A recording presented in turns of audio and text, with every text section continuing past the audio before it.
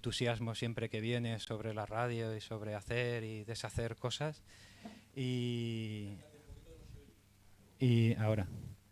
Y bueno, y luego darle las gracias también a Pedro por venir y a Paco Cabañero, que es el concejal de Participación Ciudadana del Ayuntamiento, que bueno, gracias al Ayuntamiento tenemos estas instalaciones y ahora intentaremos ver cómo podemos poner antenas gracias a que haya venido, que está la cosa complicada. Yo os voy a dejar con Juanma y yo casi más que hay... Bueno, primero quiero rogaros que apaguéis las fanfarrias y los pitiditos de los... porque luego es muy molesto mientras que estás aquí. Y les voy a pedir a ellos tres que sean rápidos y que dejemos a Juanlu explicarse bien y con tranquilidad, que ya sabemos cómo somos, que cogemos un micrófono. Bueno, gracias Armando. Lo mío va a ser muy rápido. Gracias a Paco, al concejal, por asistir, sobre todo a Juan Luis por darnos esta charla que va a ser bastante interesante. Gracias a Pedro, porque enseguida que se lo comenté se apuntó. También quiero dar las gracias a Enrique y a Ángel, que han venido en representación de la Junta Directiva que entra nueva,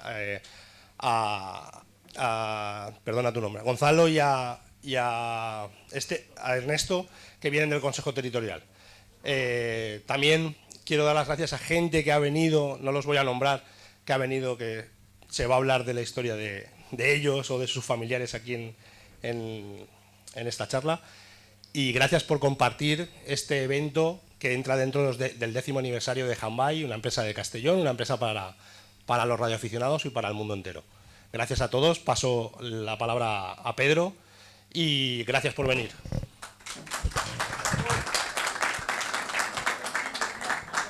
Bueno, esto no saben lo que hacen cuando me dan a mí un micrófono. Digo que gracias a todos por estar aquí, gracias a Juanma, que es el que ha organizado esto, gracias por invitarme. Creo que uno de los primeros actos que hice como presidente fue venir aquí.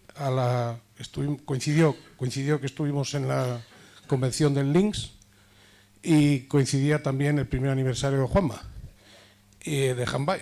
Y este va a ser mi último acto, seguramente, o casi de presidente, porque, como ya sabéis, ha habido elecciones. Bueno, no ha habido elecciones, pero bueno, ha habido convocatoria electoral y va a haber una nueva junta directiva en la URE, compuesta por Enrique, Ángel y otros 3 compañeros que no están aquí, que supongo que van a seguir, como todos, como llevamos haciendo siempre, la URE a lo mejor. Y lo mejor de la URE sois vosotros, que estáis aquí en este espacio estupendo, cedido por el Ayuntamiento, y que solo tiene un pequeño pero, que ya se lo ha dicho Armando, y es que un radioaficionado sin antenas, no.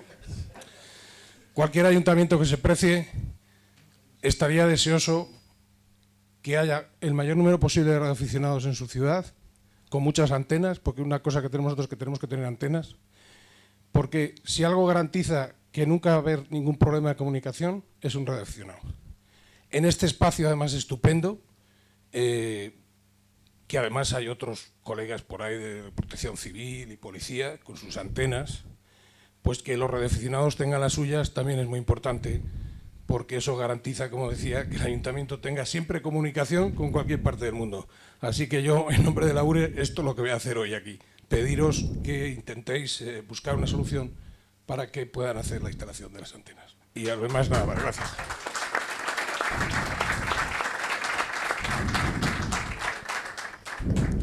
Buenas tardes a todos y me añado a todos los agradecimientos que se han hecho desde aquí, tanto Armando como Pedro como Juanma. Y nada, comentar pues que gracias por todos estos años que la asociación está funcionando, por toda la documentación que, según me habéis comentado, pues habéis dotado todos estos años. Y yo una anécdota, cuando era pequeño mi padre pues me hablaba de las cacerías del zorro, de aficionado. Y veo que esto pues que continúa, que vosotros, la radioaficionado, pues ha sido lo que hoy en día es el boom de las redes sociales, pues la radioaficionado pues lo mismo que el WhatsApp era pues antiguamente la vieja Luisillo, lo que comentábamos unos con otros, pues el WhatsApp vino y radioaficionado pues hoy en día son las redes sociales del siglo XXI. Ya para terminar, pues desde aquí, desde el Ayuntamiento de Castellón, me pongo con vosotros y yo haré de mediador, me ofrezco a mediar para que las antenas puedan estar aquí. Por lo menos mediaré y a ver si pronto tendremos las antenas. Muchas gracias a todos.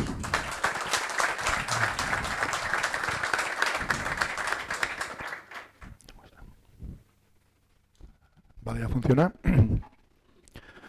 Bueno, pues yo no voy a ser menos y voy a dar también agradecimientos, ¿vale?, al representante del ayuntamiento por su presencia y pedirle ya disculpas anticipadas porque los que estamos aquí somos un grupo de frikis empedernidos y nuestro lenguaje está muy cargado de una jerga técnica y si algo no entiende, pues algún vecino que le haga traducción inmediata a Radio Aficionado Castellano y no seguirá. Creo que no va a perder el hilo. A Pedro, presidente de la URE, y a la Junta, parte de la Junta entrante, bienvenidos también. A la gente que se ha desplazado de lejos, a José Luis Marín y Rafa, porque han sido los que me incitaron a hacer esta presentación, a José Whisky Papa por la parte técnica y, como no, a Armando en nombre del Radio Club por darme la bienvenida y a Juanma por dar cabida a este evento dentro de sus actos del 10º aniversario, ¿vale? La presentación es larga, ¿vale?, porque hay mucho tema a tratar. Yo calculo unos 90 minutos. Dejadme hacerlo todo de un tirón, porque lo estamos grabando y luego se publicará en redes sociales, en YouTube, donde sea, ¿vale? Al final hay un apartado de ruegos y preguntas y si cualquier duda aparece, pues la resolveremos al final, ¿vale? Dejadme que lo haga de un tirón y bueno, espero no... Voy a ponerme aquí a un lado para no hacer sombras. Y vamos a empezar.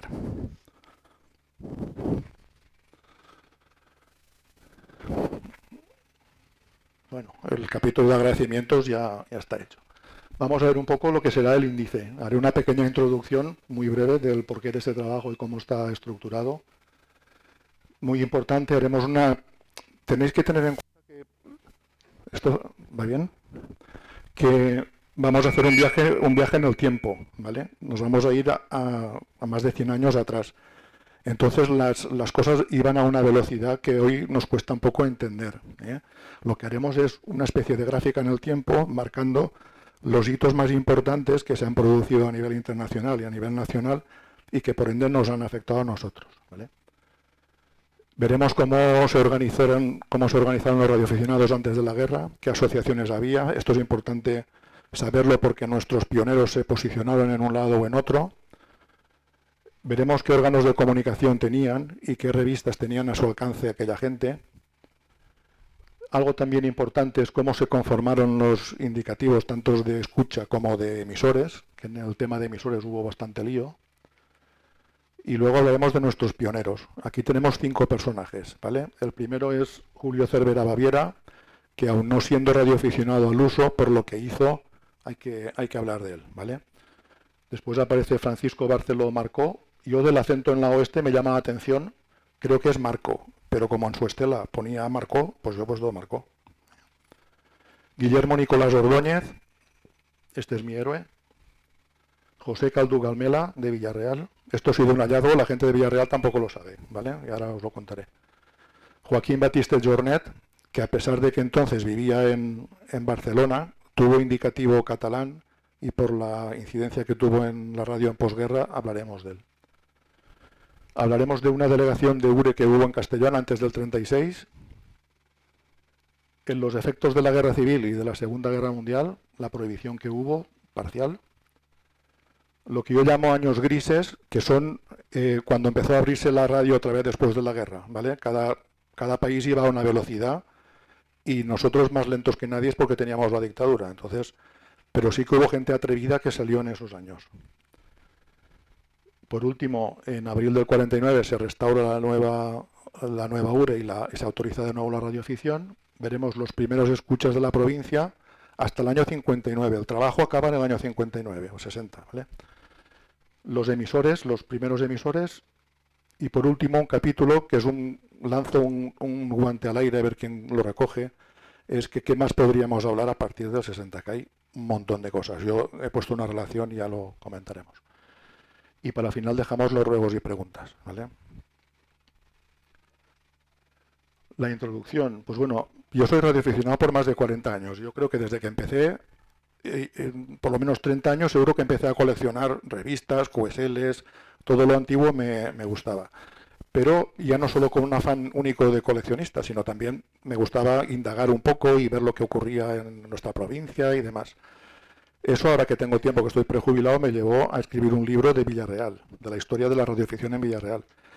Ese libro lo estructuré en dos partes, porque la historia en Villarreal es bastante corta, y entonces añadí, sobre un censo de unos 100 radioaficionados, 50 biografías, que no son biografías personales, son biografías de carácter de radio, y salió un tocho grande, 500 páginas. Está hecho todo sin ánimo de lucro, igual que este trabajo, ¿vale? Se editó en el Ayuntamiento de Villarreal a través de Cultura. Se imprimieron 100 libros, me dieron 50 a mí, que yo los repartí con los colaboradores, y los otros 50, que yo esperaba que hubiera una presentación, y muchos de vosotros que teníais interés poder coger alguno, pues al final, por circunstancias varias, no se va a hacer la presentación, y ya me consta que están repartidos en las bibliotecas y en los colegios. Yo el libro lo tengo en digital y está en mi web, si alguien lo quiere, no firmé cesión de derechos de autor y lo podéis consultar. El siguiente escalón era pasar a la provincia de Castellón, pero abordar el mismo modelo era inviable, porque el censo de radioaficionados en nuestra provincia supera las 1000 personas a lo largo del tiempo, ¿vale? Entonces he cambiado el modelo. Está todo ya escrito en un libro digital, ya está maquetado, listos para imprimirlo o dejarlo en digital. Yo soy de papel, yo me voy a imprimir un par de libros para mí. Esto es algo que hablaremos con Armando y con Juanma al final. Si hacemos pandilla y hay gente que dice, oye, yo esto lo quiero en papel, pues veremos de imprimir 15, 20 libros, los que sean, ¿vale? Y el formato, un formato distinto. Lo que hago es buscar un paralelismo entre las cosas que han pasado a nivel nacional y vamos metiendo lo que pasa en la provincia de Castellón, ¿vale? Cómo aparecen los radioaficionados, cómo se posicionan y demás. Bien, veamos cómo la cronología de los hechos, ¿vale? En 1897, Guillermo Marconi ya registra la primera patente. Ya tuvo aquí problemas con Nikola Tesla y fueron a juicio. Al final se llevó el gato al agua Marconi, que yo creo que era un lince de los negocios, pero tuvo disputa con Tesla, ¿vale? Pero a Marconi se le atribuye el inventor de la radio, entonces esa es la fecha de partida. Justo 2 años después, el segorbino Julio Cervera Baviera, que es de la Terra, registró la primera patente, una patente distinta a la de Marconi, ¿vale? Y tuvo mucha relevancia también en la invención de radio, pero era militar y se centró más en la parte de la aplicación de la radio a lo militar y no tuvo una visión comercial como Marconi. Saltamos a junio del 24, donde se autoriza por primera vez la radioafición en España y aparece el primer radioaficionado, que es Miguel Moya, EAR1. A este hombre le debemos mucho, ¿vale? Tenía un carácter muy dictatorial, pero es verdad que tenía muy buenas relaciones y permitió que se autorizara la radioafición en España. Saltamos. Aquí quiero hacer también un comentario. Todo lo que son fechas está extraído de la investigación de leer muchas revistas y demás. No, esto no es fácil de encontrar. Entonces tenemos que tener un margen de error de 1 mes o 2, porque si la información está obtenida de una revista, el acto posiblemente haya ocurrido 1 mes o 2 antes, ¿vale? Luego darme ese margen de error porque no son fechas ciertas. Pero aquí aparece el primer radioaficionado de la provincia de Castellón, Francisco Barceló. Nos pasa algo importante en el año 34, que nos obligan a cambiar los indicativos de España. Teníamos un indicativo bastante caótico y aquí nacen los ecoalfas prácticamente como lo conocemos hoy, ¿eh? Aquí se va todo al garete. La guerra civil, ¿vale? Además, encadenamos con la Segunda Guerra Mundial. Luego veremos que en el periodo entre guerras pasa algo que casi nadie conoce, ¿vale? Que hay una cosa importante en España. Cuando acaba la Guerra Mundial empieza a abrirse el melón, ¿vale? Unos países van más a prisa que otros. Nosotros tenemos que esperar hasta el año 49, por razones de la dictadura, básicamente. Yo le llamo años grises porque ahí los más atrevidos empezaron a salir al aire con indicativos inventados jugándose el tipo, ¿vale? Porque estamos hablando de los años todavía duros del franquismo, ¿eh? Y aquí en Castellón tenemos 3, que se sepa 3. EA5CNS, EA5JFP y EA5JR. Son indicativos que no son contemporáneos a esas fechas, son indicativos inventados, luego los veremos.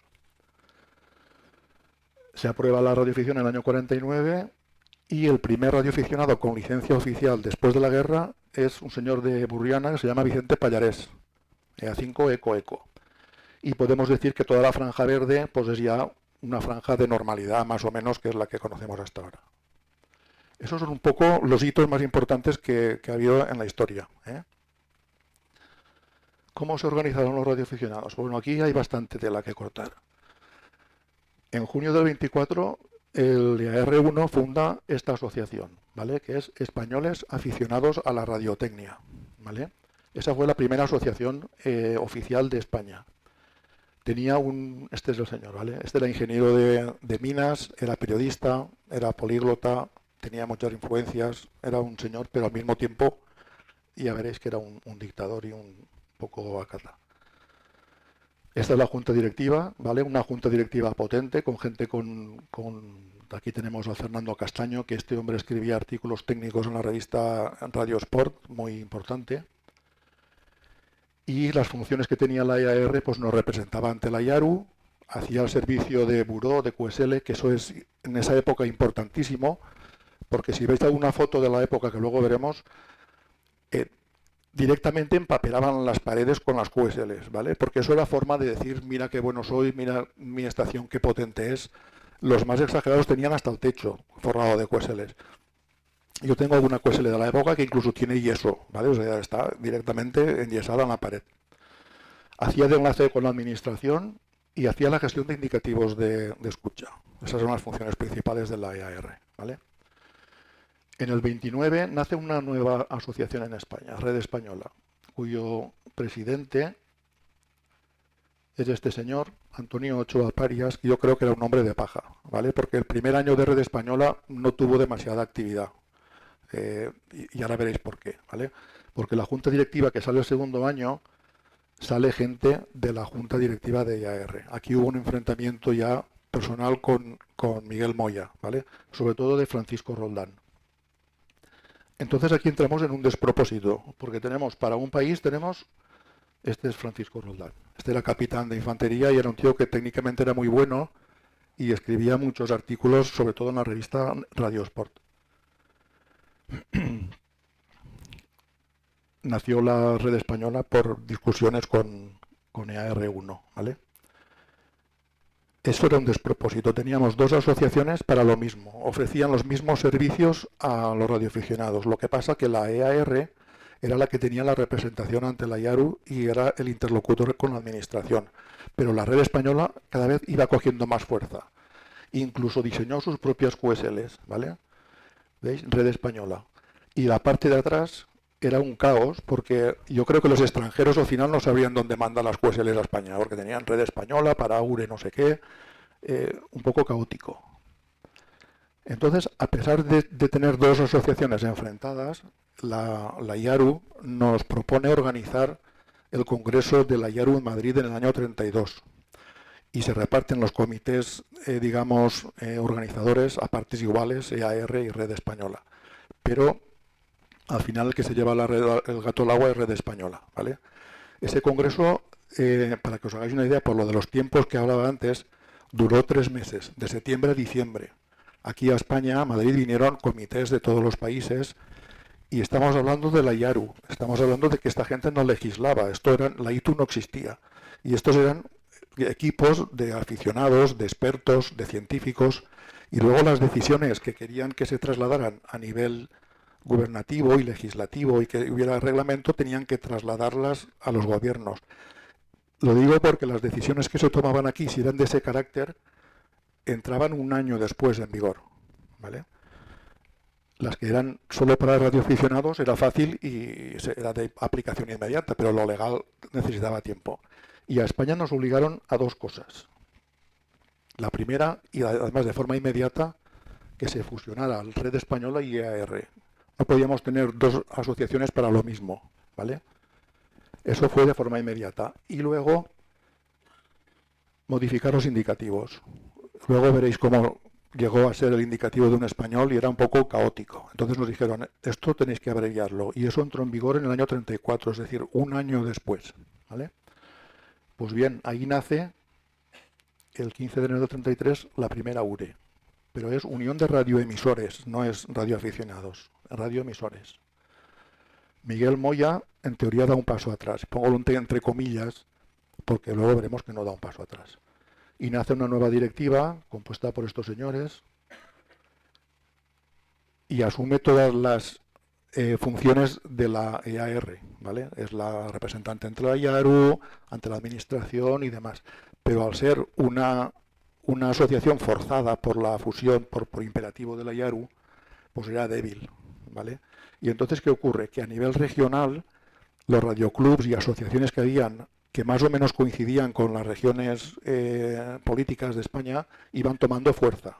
Se iban organizando, cada vez organizaban más concursos, boletines y demás. Y en el 35 nace la FAR, ¿vale? Que significa Federación de Agrupaciones de Radio. ¿Y sabéis quién era el presidente, no? El EAR1, que ahora ya era EA4 alfa, ¿vale? Luego el tío dio un paso atrás para que se pudieran fusionar, pero por detrás estuvo moviendo los hilos para que naciera la FAR. Y ya estábamos otra vez con el mismo problema de tener dos asociaciones, ¿vale? ¿Qué ocurre? Que a pesar de haber enfrentamientos, porque si lees las editoriales de los boletines se tiran los trastos continuamente, ¿no? Sabían que había necesidad de volver a fusionarse. El problema que había es que URE quería un sistema centralizado y FAR quería un sistema federal. Ese era el principal escollo, aparte de las posibles diferencias que hubiera entre las personas, ¿vale? Y cuando ya estaban a punto de fusionarse, la FAR lo que hizo, como tenía un sistema federal, pretendió hacer una consulta a sus asociados mediante un plebiscito notarial. Y eso fue ya en el 36. Cuando ya estaban a punto, que yo creo, la pregunta era, ¿queréis que nos fusionemos con URE? ¿Qué modelo queréis? ¿Un modelo central, un modelo federal? Y cuando ya estaban a punto de repartirse las papeletas, tened en cuenta que en España en aquellos años no había más de 500 personas, radioaficionados, ¿vale? Entre gente con licencia y piratas entre comillas. Con lo cual eran cifras de gente manejables, que se podían hacer estas cosas. Pues entonces, cuando estaba todavía más cerca, el 17 de julio. Game over, ¿vale? La guerra civil y todo bloqueado. Veamos qué tenían lo que son los órganos de comunicaciones, cómo se comunicaban las asociaciones con sus socios, ¿vale? La EAR editó 85 boletines, ¿vale? Son dos modelos. Este primero es de un tamaño casi periódico y era quincenal. Luego pasó a un modelo más pequeño, mensual, ¿vale? Utilizaban las revistas. Hablamos del año 26 al 32, ojo. Red Española nació sacando pecho con un boletín también individual, pero yo creo que esto es una teoría mía, que como estaba Roldán, que publicaba mucho en Radiosport, le estaba haciendo un poco la competencia a Radiosport. Entonces, Red Española empezó a publicar sus boletines dentro de Radiosport, ¿vale? Luego tenemos 8 boletines independientes y 6 en Radiosport. La URE. La primera URE, como nació un poco de la mano de Red Española, los primeros boletines están dentro de Radiosport. Y luego salieron a partir del 34 con una revistita ya muy chula, que esta a lo mejor la habéis visto, tamaño un poco más de A5, tapa color, papel de encerado, y emitió 22 boletines. La FAR emitió 15 mensuales. Y sobre esto, para que veáis lo que os decía, aquí tenemos una comparativa del boletín EAR y el boletín FAR. Si os dais cuenta, el logo es exactamente el mismo, pero la patita de abajo de la E la tiene ensombrecida porque el que estaba detrás era el EAR1, que era el dueño del periódico que editaba esto, ¿vale? Aparte de los boletines, aquella gente yo creo que tenía más información a su alcance que la gente de posguerra, en cuanto a revistas y fuentes de información, ¿vale?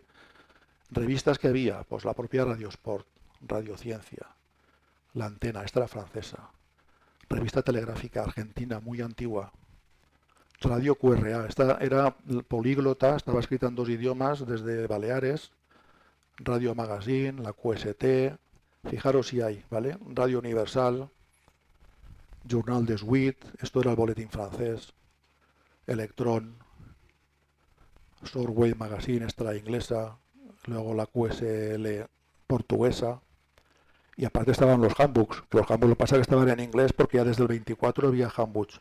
En el 37 se hizo una traducción por parte de una editorial argentina, pero nosotros nos pilló la guerra ya. Pero todo esto, a ver, hay muchas revistas que son de broadcasting, ¿vale? Pero siempre tenían alguna alusión a radioaficionados. Hay que echarles un ojo siempre. Pues todo esto, más los boletines que hemos visto, más las QSLs, eso conforma el fondo documental que tenemos a nuestro alcance. De aquí es donde podemos sacar toda la información. Entonces, un equipo de gente, en España, por desgracia, quien tiene casi todo eso, no está por la labor de publicarlo de forma abierta y accesible a todos. Entonces, este grupo de gente, de forma al principio individual y ahora ya hemos hecho cosas en común, llevamos mucho tiempo recogiendo estos documentos, ¿vale? Pero no solo los recogemos para colección propia, sino que los digitalizamos y los hemos puesto en la web de URE, en el área de descargas, en formato PDF y pasado el OCR para que se puedan hacer búsquedas y está a disposición de todos vosotros.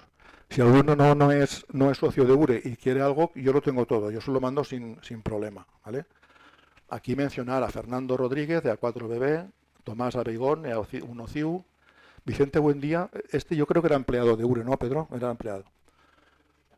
Sí, Rafael Lacarrillaga, este es nieto de EA2AJ, EAR42 de Marquina. Yo estuve en Marquina y él me facilitó prácticamente lo que nos faltaba para completar todo el set. Y yo mismo, ¿vale? Yo creo que tenemos el 98% de todo, ya escaneado y puesto en la web de URE, ¿vale? Eso que tengáis constancia que lo tenéis ahí. Bien, a ver, pasemos a los escuchas. De aquí 2 capítulos, los escuchas y los emisores, ¿vale? Los escuchas a partir del año 26 era la EAR la que asignaba los indicativos. Solo hacía falta una pequeña autorización, pero se la daban a todos, ¿vale? Y la estructura pues no se calentaron mucho la cabeza. E de España 001, 002, tal. Estos fueron los 5 primeros, os lo pongo por curiosidad. Aquí aparece Arrillaga, ¿vale? El 3. Y esto es un formato de cómo eran las QSLs, tamaño normal, pero ese era indicativo de los escuchas de aquella época. En diciembre del 27 asignan en el ECO 58 y este se lo dan a Francisco Barceló Marcó, de Castellón, y se convierte en el primer escucha oficial de nuestra provincia, ¿vale? Por desgracia no tenemos ninguna tarjeta suya que la podamos observar. Después, desde que nació URE hasta el año 35, ahí hay un vacío de información y no asignaban los indicativos y había una anarquía. Cada uno se inventaba el indicativo que quería, ¿vale? Aquí tenemos un ejemplo. Pues SWEA3, sin más. O Guillermo Nicolás y Ordóñez, de Figueroles. Este es nuestro, ¿vale?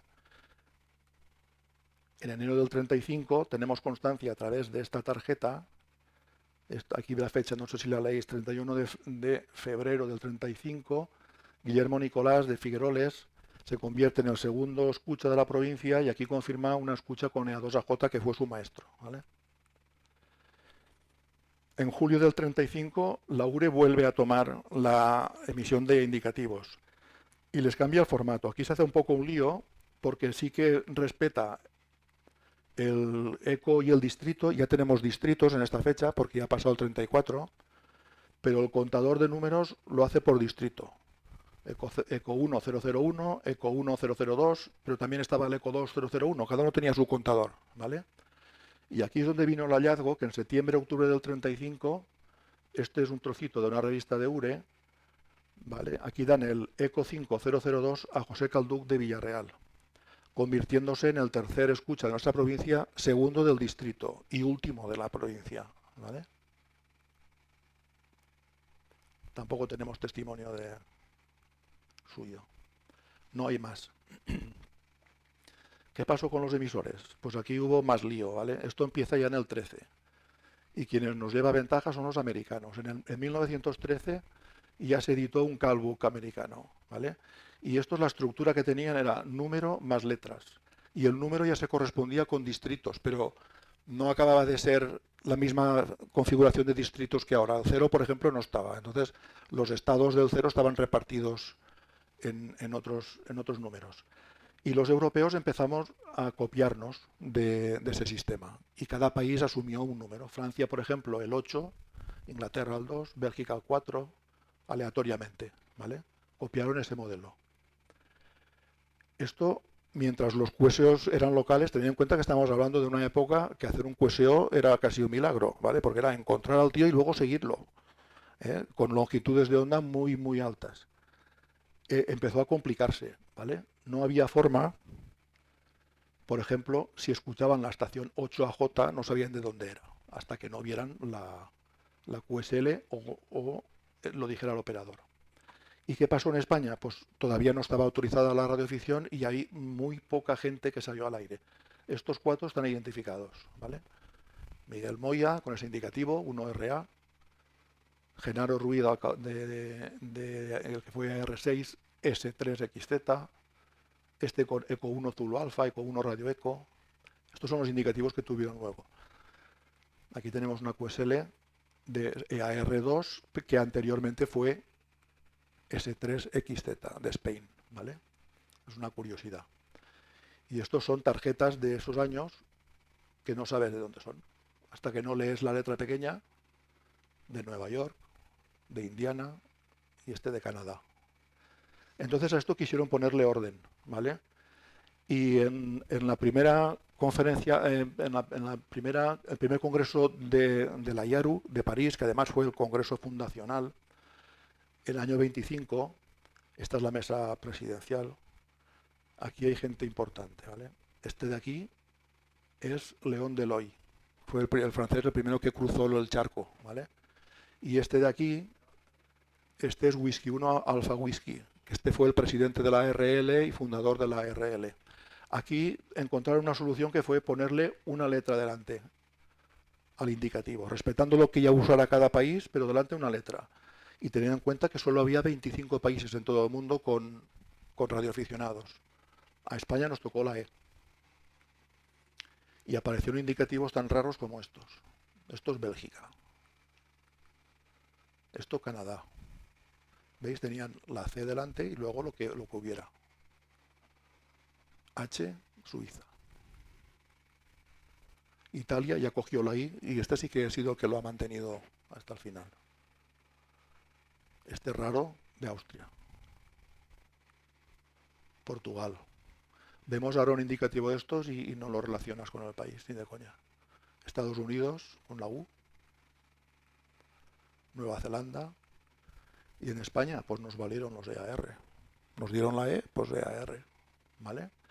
¿Qué pasa? Que la radio iba expandiéndose y cuando se incorporaron más países y que empezaban por A, pues, o por B o por C, que ya estaba asignado, pues otra vez caos, ¿vale? Entonces en Washington, en el año 27, hubo otra conferencia de la IARU y volvieron a retomar el tema de los indicativos.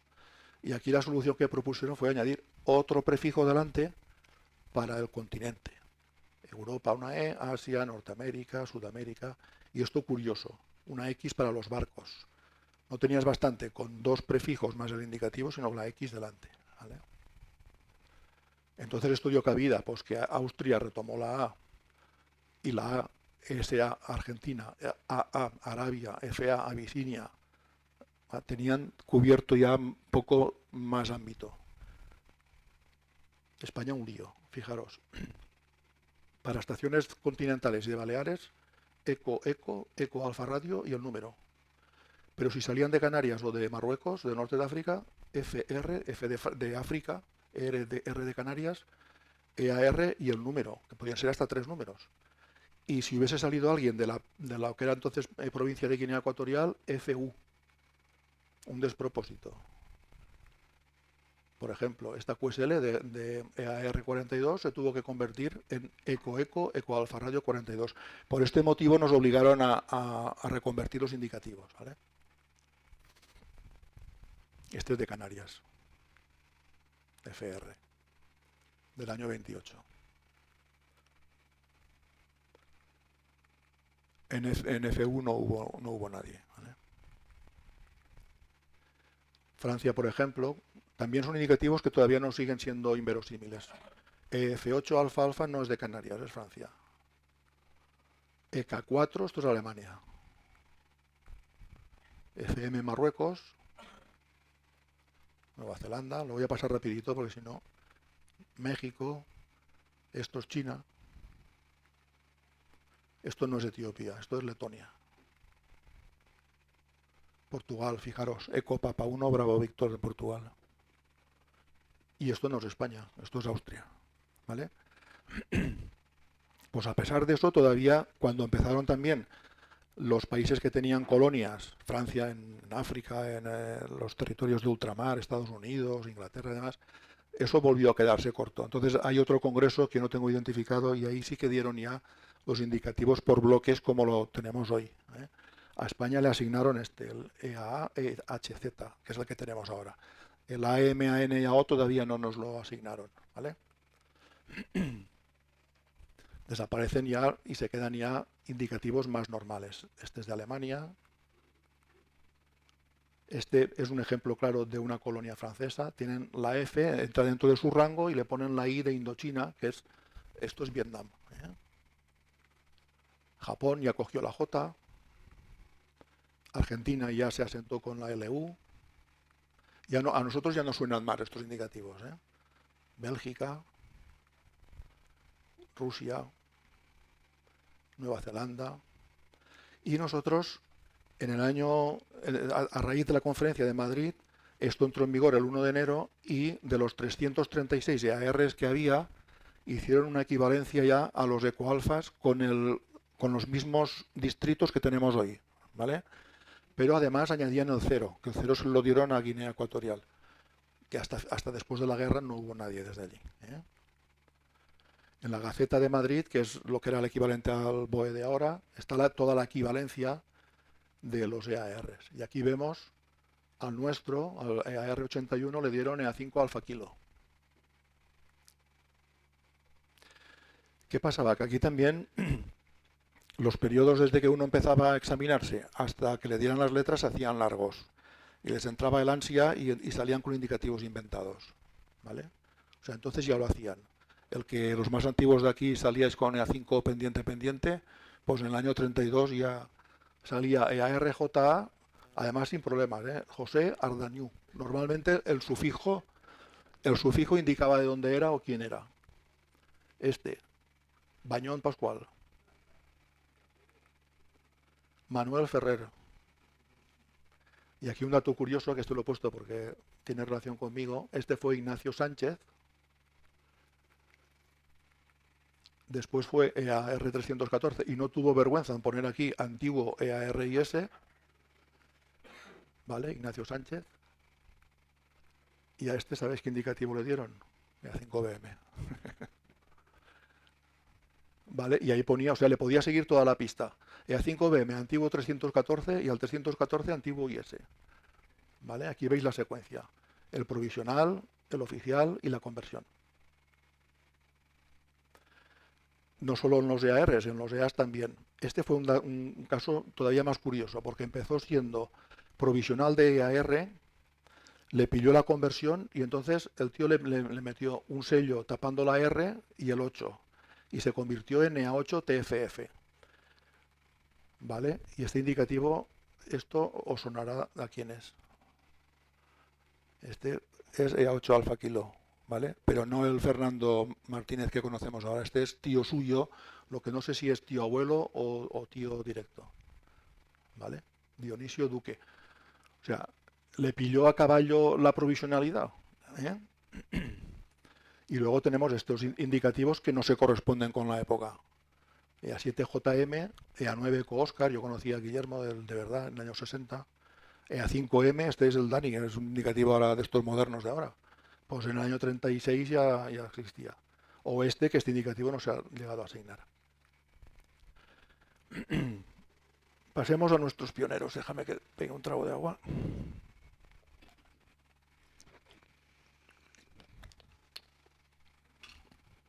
¿Va bien o se hace pesado? Bien.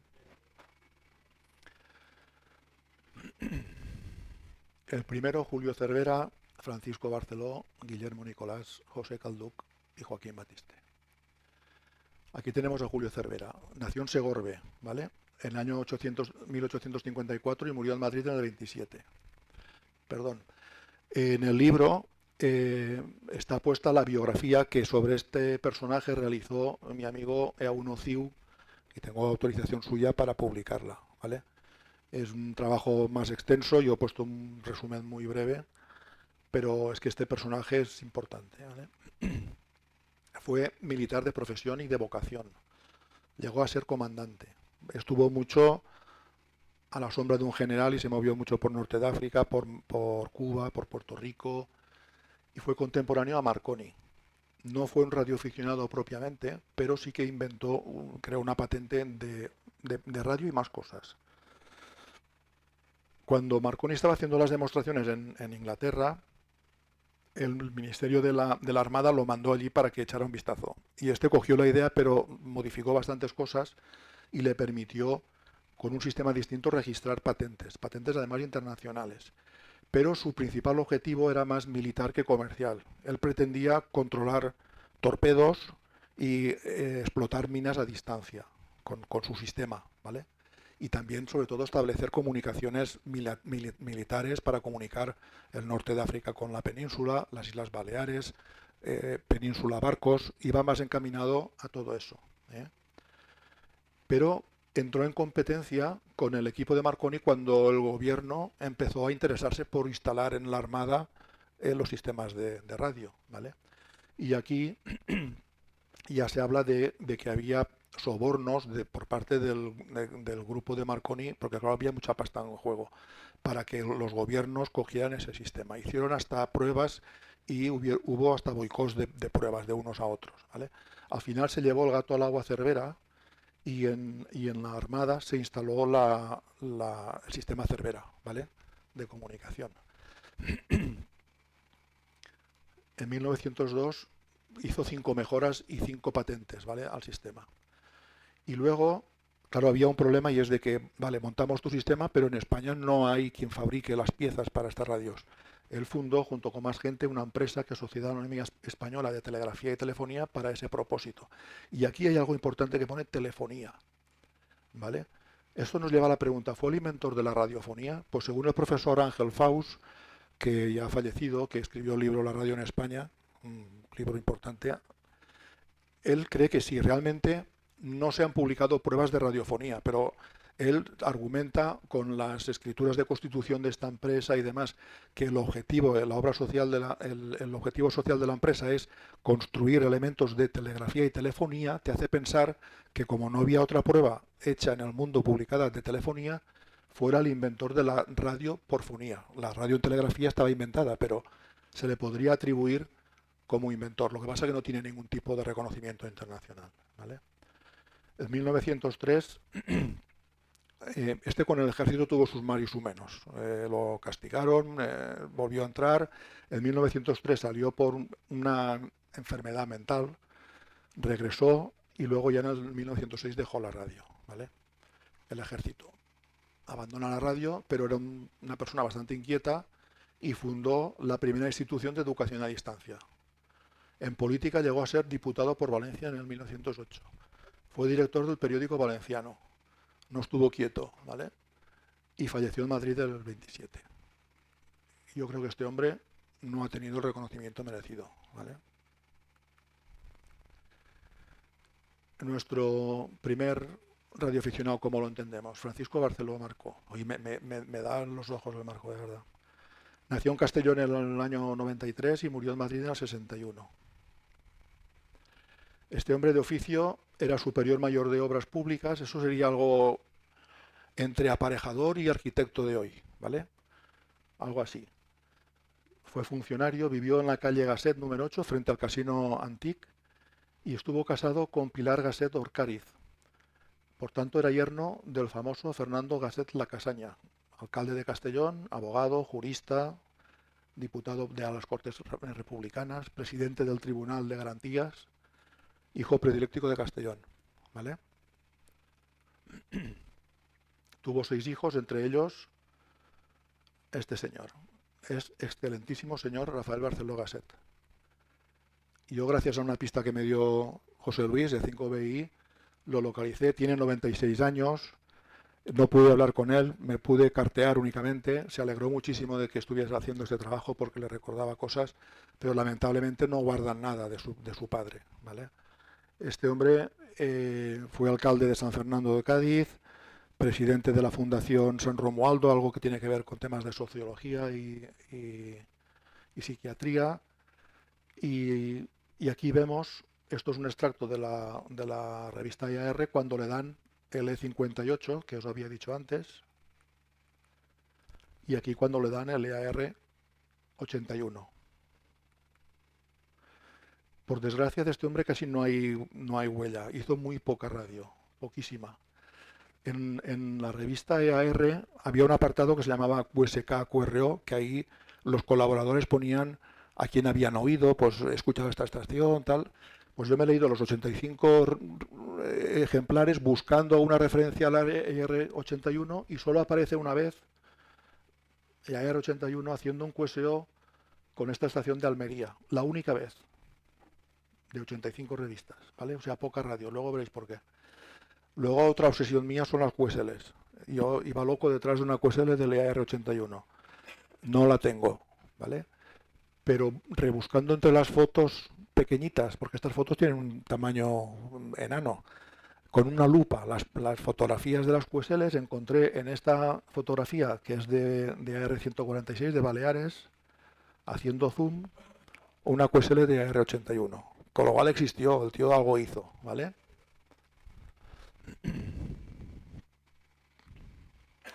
Esta es la equivalencia de la Gaceta de Madrid cuando le dan el EA5 Alfa Kilo, ¿vale?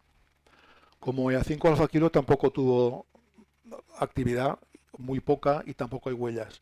Solo hay este artículo que está en un capítulo de ruegos y preguntas de la revista QRA, que dice: CQ de A5 Alfa Kilo, deseo ponerme en relación con colegas que quieran ensayar en la gama de los 5 metros. Ojo al dato, 5 metros son 60 megaciclos aproximadamente. En los años 30 y pico, eso era una auténtica locura, Pues este señor tenía interés en eso. No hay más huellas, Sí que vemos que en la revista de Eure de octubre 35 se crea la primera delegación de Eure, que luego veremos, y se la asignan a él, ¿vale? Nuevas delegaciones. Y aquí está, Castellón, EA5 AK, ¿vale? Fue el primer presidente de Eure antes de la guerra. Esto es de una revista FAR que aparecían quienes iban haciéndose socios, ¿vale? Y entonces ahí aparece EA5AK. Este señor entonces jugaba a 2 bandas. Era miembro de URE y miembro de FAR. Estaban en los 2 sitios.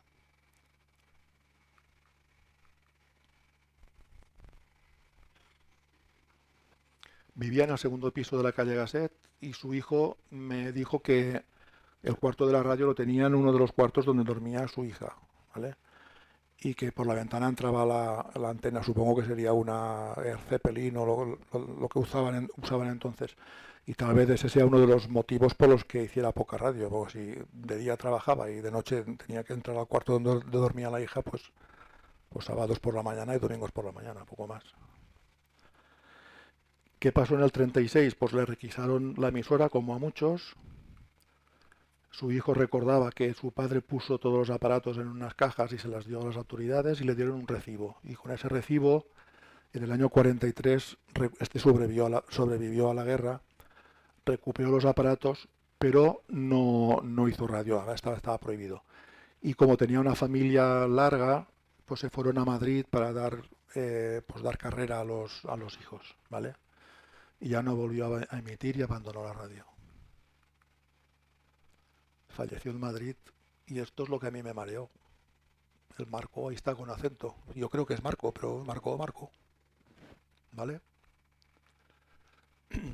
Este es mi héroe.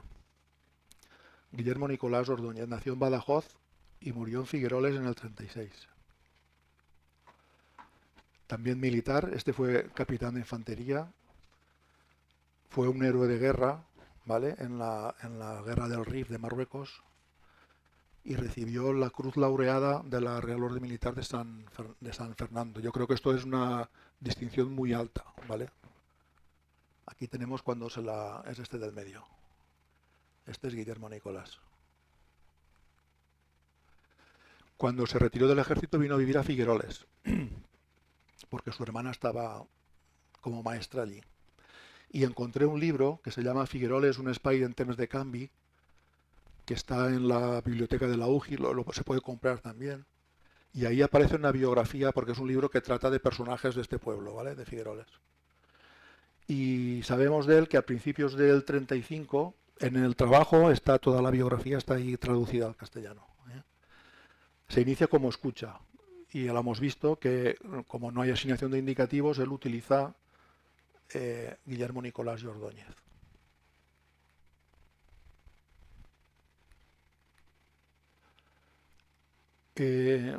Luego hay un artículo suyo en el que reconoce que Txomin Arrillaga se convierte en su maestro, ¿vale?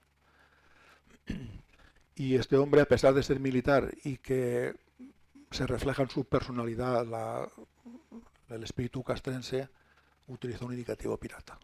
Y esto lo pillé, EA5 Neo. EA5 Nicolás Ordóñez, ¿vale? ¿Cómo lo averigüé? Pues en el libro de guardia, esto es un extracto del libro de guardia de A2AJ que tuve acceso. Aquí apareció EA5Neo Figueroles. Digo, este es claro, en blanco y en botella que es él, ¿vale? Y luego hay también en la revista FAR un articulillo de la sección de la RAL de la Regional de Valencia, que estuvo muy activa en la FAR. Y aquí os lo voy a leer literalmente. Dice: hemos recibido la visita de nuestro muy querido amigo Guillermo Nicolás Ordóñez, el laureado capitán de Figueroles, que en espera de indicativo oficial y ha demostrado su suficiencia ante las autoridades de telégrafos, viene haciendo sus pruebas con el indicativo provisional 5NO. ¿Vale? Y bueno, allí estuvo, yo creo que estuvo una noche y se vino cargado de aparatos, hasta un ondámetro le dieron. Había mucha solidaridad entre unos y otros, ¿vale? Pues bueno, cuando recibe el indicativo oficial le dan EA5CK. Este no pasa por EAR, ¿vale? Este va directamente a EA5. Céntimos kilo. Era muy típico en aquellos tiempos no utilizar el lenguaje, las abreviaturas oficiales. A 5 céntimos kilo llamaba a EA2 alubias judías o a EA1 antena batería. Era típico, ¿vale? Y aquí este debió ser su primer QSO, porque es el día 24 de mayo, ¿vale? Otra vez con EA2AJ. Aquí ya como EA5CK. Utilizó dos modelos de QSL, este es el más antiguo. Y esta, que es chulísima, en papel tiene unos colores fantásticos. Aquí hay que resaltar una cosa. En julio del 36, es decir, con 12 meses de actividad, el tío se cascó 2.800 QSOs. Es una locura, o sea, hoy en día no, pero en aquellos años es una auténtica locura. No sé las horas que le dedicaría. Estuvo muy vinculado a FAR y publicó muchas cosas en la FAR, ahora veremos. Participó en concursos de la FAR. En el primer concurso de la FAR quedó segundo, ¿vale? Detrás de A5BM, ya le pegaba a los concursos también. Escribió una especie de decálogo, lo que hoy es un poco el código de conducta del DX, del ON4 Whisky, por eso en el año 35 ya lo hizo él. También una carta directa al presidente sobre la rivalidad URE-FAR. Y cuando hacían los concursos había una cosa curiosa. Se tenían que registrar para hacer un concurso y luego les daban una clave. Y cuando hacían el QSO no era 5914 como ahora, era 59 y la clave, ¿vale? Y luego, al mes siguiente, cuando se publicaban los resultados, le hacían una entrevista al ganador. La primera se la llevó a 5BM y luego le hicieron otra a Guillermo Nicolás, ¿vale? Y ahí describe su estación y cómo fueron sus comienzos, además de una forma muy graciosa. Fue proactivo, pero diseñó un libro de guardia que vendía a razón de 2,5 pesetas. Y esto era una especie de post-it de la época, que detrás de la QSL le pegaba la propaganda para que le compraran el libro de guardia, ¿vale? Vamos a ver una foto. Esta es una foto de familia de todos los cracks de A5 que se hizo en Valencia en una reunión de la RAL, ¿vale? En el libro la podéis ampliar, la veréis con más detalle. Cada uno lleva un numerito escrito sobre la foto para identificarlo. El Guillermo Nicolás es este, ¿vale? Van todos vestidos de época, ¿vale? Con el sombrero, el traje y tal, y el tío va vestido de militar. Y la gorra de plato, si os fijáis, la está poniendo encima de la cabeza de este, que este es de A5 Alfa Delta. Este fue el guerrillero de Torrent.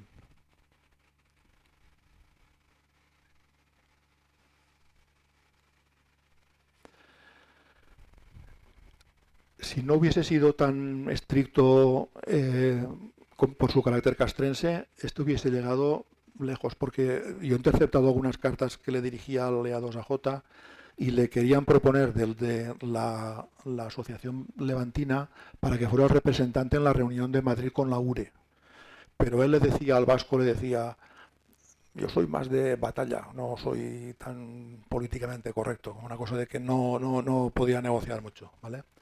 Y en radio también hizo un QSO con el presidente de la URE, con el 4 Alfa Bravo, para tratar el tema de la fusión.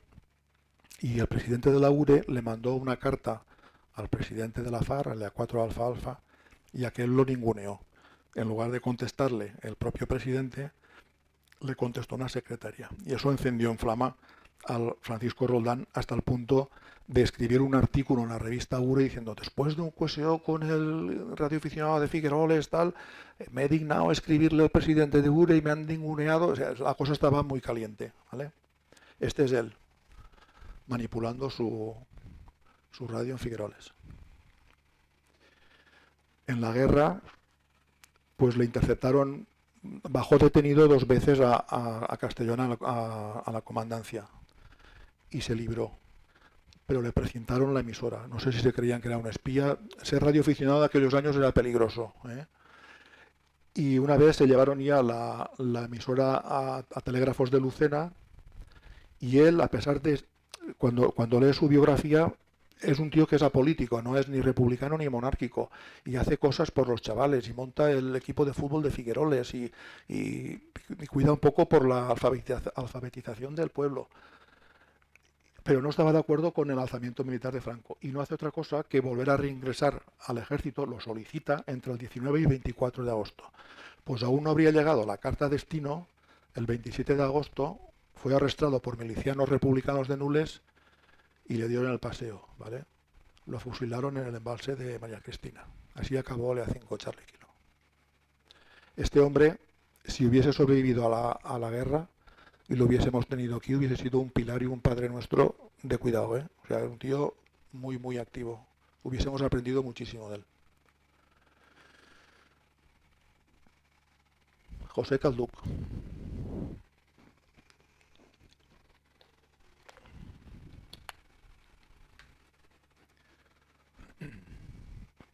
Este es farmacéutico, porque no vive, era farmacéutico, hijo del famoso farmacéutico Vicente Calduc, el inventor de la suavina, ¿vale? Que tenía farmacias en Castellón y en Villarreal. También una persona muy activa, fundador del Villarreal Club de Fútbol. Y en 1935, esto fue un hallazgo que yo no sabía, se hizo socio de URE, según aparece en la revista de octubre, ¿vale? Entonces en las revistas de URE ya aparecían nuevos socios, y ahí salía la gente. Y ahí sale José Calduc, ¿vale? En esa misma revista, ya con indicativos nuevos, le dan el ECO 5002, ¿vale? Que fue el tercer escucha de nuestra provincia. Ahí lo tenemos, ¿vale? Eco 5002. Fue el segundo escucha del Distrito 5. No tuvo mucha actividad, no tenemos QSL suya, y lo único que aparece también, que es curioso porque los modelos de revista que tenemos ahora ya, entonces estaba todo inventado. Aparecía un apartado de nos ha visitado, igual que ahora aparecen haciéndose la foto con la estación, entonces ya lo decían, ¿vale? Y ahí aparece que entonces la sede de URE estaba en General Pardiñas de 32 de Madrid, ¿vale? Visitas a URE. Y aquí está José Calduc. No tenemos más rastro de este señor. Este lo conocéis ya más de uno aquí, ¿vale? Joaquín Batiste Jornet. Nació en Barcelona en 1903 y falleció en Castellón en el 89. De profesión era técnico textil antes de la guerra y después técnico de radio en la EAJ14, Radio Castellón. Lo he incluido aquí, no porque aquí, que aquí no corresponde, porque esto es de Barcelona, ¿vale? Pero como fue el único que sobrevivió, que tenía experiencia como radioaficionado antes de la guerra, promovió mucho la radio aquí después de la guerra, ¿eh? Y estuvo muy brevemente, porque le dieron el indicativo en junio. Le dieron EA3 Bravo Lima, un indicativo que ya era repescado, ¿vale? EA3 Bravo Lima. Sabemos que era repescado porque en la conversión inicial el EA3 Bravo Lima se lo dieron a este hombre que era de Gerona. La administración no sé si es que tenía miedo de que se iban a acabar los indicativos, pero entonces ya cuando uno no pagaba la renovación ya se lo reasignaba a otro. Y estos ya no lo sé, pero los iniciales de AR pagaban a peseta al vatio. O sea, la licencia era, te damos licencia para 100 vatios, pues 100 pelas de las de entonces, por un año o por 2. O sea, había mucha rotación de gente que entraba y salía. Tenemos un tesoro. Y es que tengo una QSL suya. Esta. QSO número 3 con la EA3AS. Del 28 de junio del 36. ¿Vale? Perdona. Joaquín Batiste Jornet. Esto nos dará una pista, luego lo veremos. ¿Vale?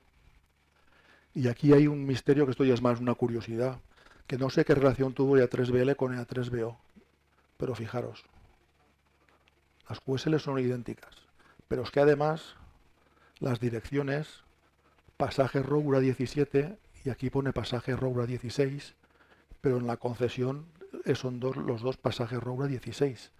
Yo no sé si esto sería la dirección del taller de textil donde lo tenían, pero es una curiosidad. Lo que sí que es cierto es que tuvieron muy poca oportunidad de hacer radio porque en un mes estalló la guerra, ¿vale? Estas QSL son high quality, o sea, tú lo has visto ahí marroncillo, pero eso es papel cuché del bueno, ¿eh? Y él tenía otro diseño. Bueno, esto demuestra que tenían uno 3 QSOs y el otro en julio 40, o sea, nada.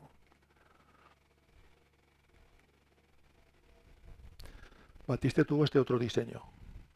Este indicativo EA5 CNS, este es de la posguerra, ¿vale? Es de los piratas de la posguerra. Pero la QSL en mano, al trasluz, esto es una pegatina y abajo se lee el EA3 Bravo Lima, ¿vale? Y aquí arriba está tachada la dirección de Barcelona. Y esto de aquí también es importante porque ahí tacha la ruta QSL, que además dice FAR, con lo cual deducimos que Batiste fue miembro de la FAR, ¿vale? O sea, como el CK. Teníamos el Barceló que jugó a 2 bandas y el CK que estuvo en la FAR y Batiste también en la FAR. El escucha de URE, pero el escucha no tuvo más. A nivel profesional escribió este libro que si buscáis en internet Batiste Jornet os saldrán referencias a este libro que se ve que tenía relevancia. Él en la guerra tuvo que quedar QRT como todos y así acaban los pioneros.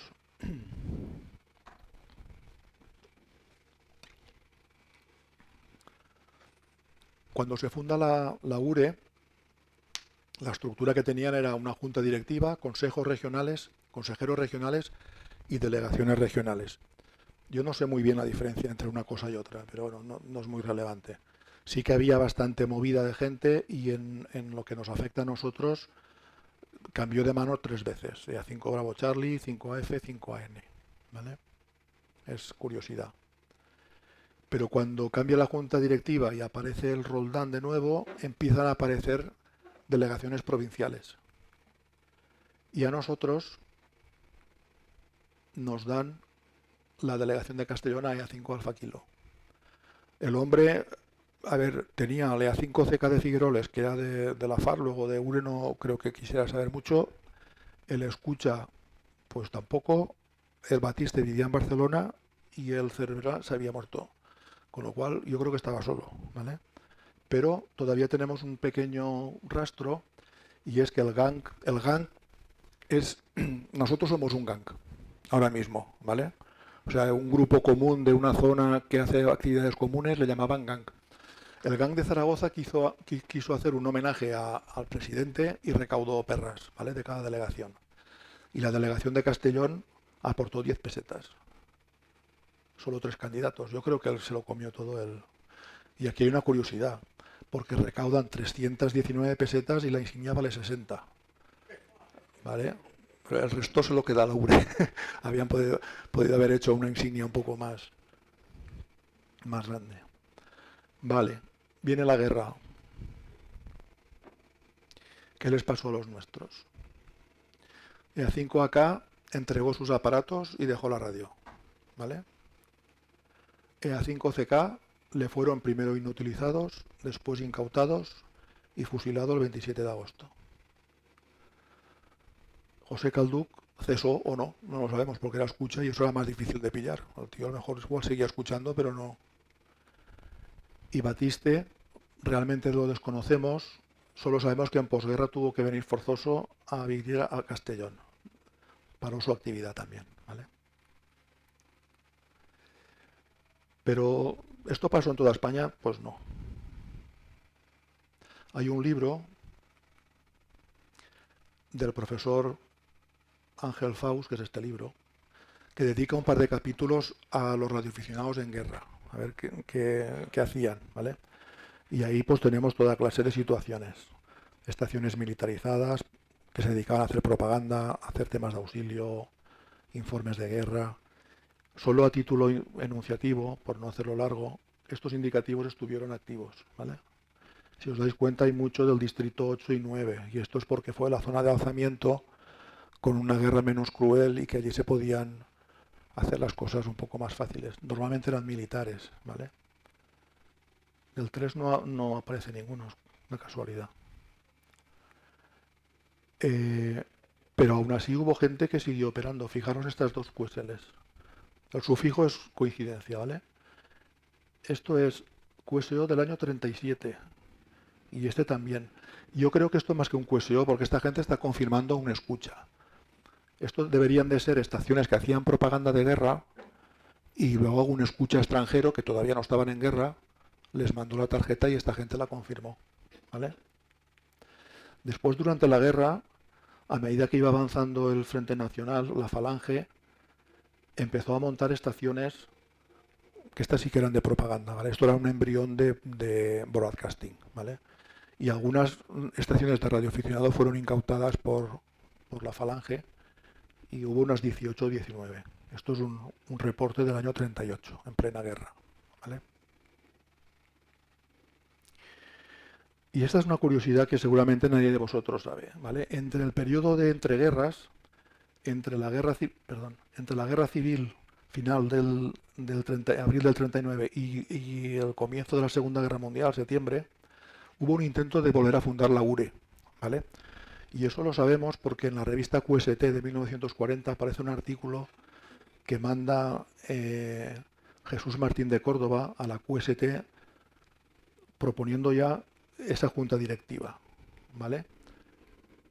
Esto es el artículo, en el libro está traducido a castellano, es muy breve, pero les decía a los americanos que en España se está moviendo el tema, que esto va rapidito, que con la administración ya lo tenemos, pero el principal problema que tenían era un problema financiero, porque lo que necesitaban era poder editar la revista, y para poder editar la revista necesitaban perras y necesitaban anunciantes.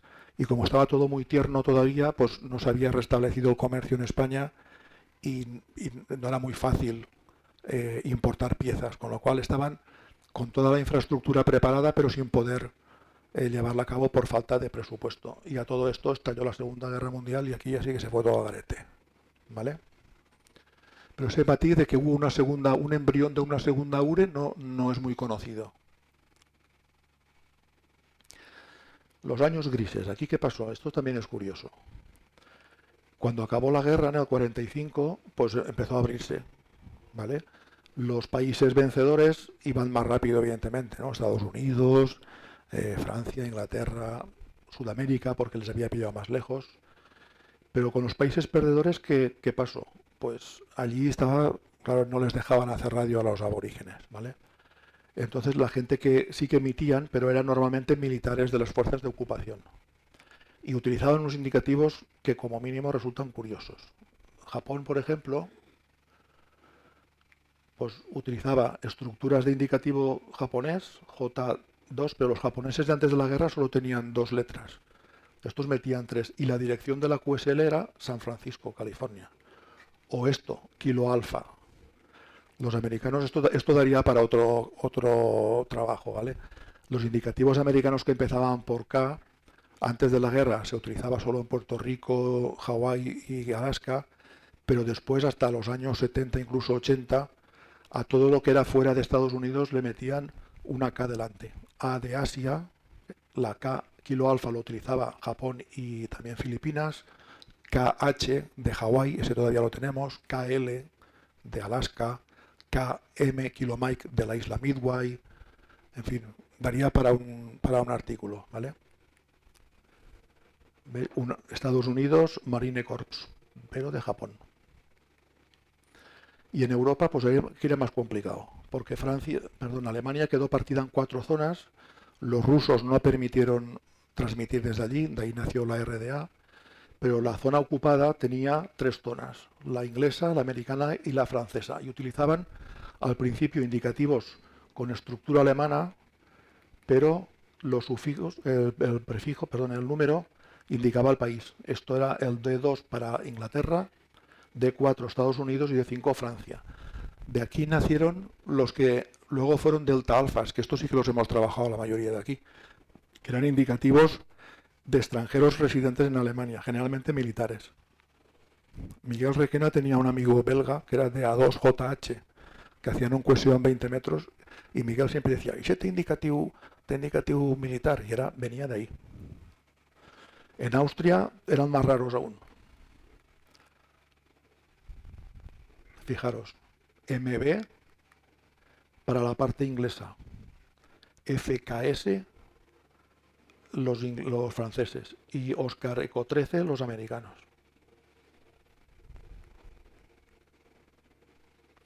¿Qué pasó en España?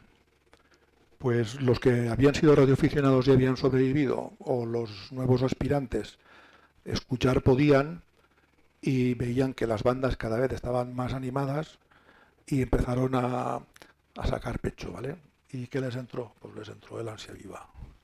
Y ya no podían más y empezaron a salir al aire con indicativos, yo he puesto no regulados por no decir piratas, ¿vale? Porque era además una época que la gente se la jugaba, aunque yo creo que había cierto visto bueno por parte de las autoridades, ¿vale? Estos son ejemplos. Diciembre del 47, ojo, EA5AF con un par salía, este era su indicativo original, EAR38. Este EA3GA, además ponían Gabriel Argemí, sin problemas. EA8MC, un indicativo totalmente fuera de plazo, de Manuel Cenamalor. Y este es todavía más curioso, porque este es EA5FM.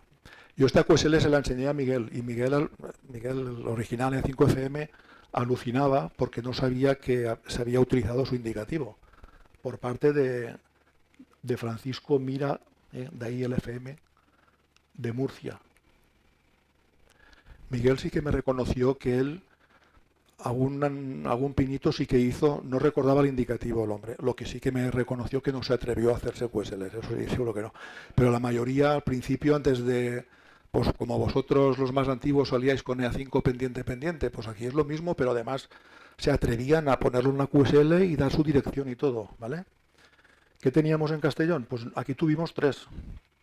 EA5 CNS lo utilizó Joaquín Batiste, EA5JF, este no se cortó un pelo, José Fabregat Pérez, y EA5JR Juan Luis Rubio, ¿vale?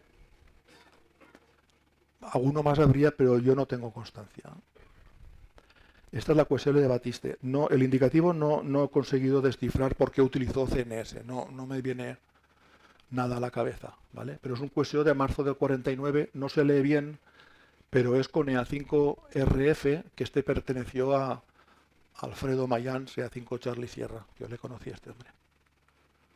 Esta es de Fabregat, JFP, ¿vale? Y pone la dirección y todo, es decir, un QSO sin licencia, y en aquellos años se atrevían a poner todo eso.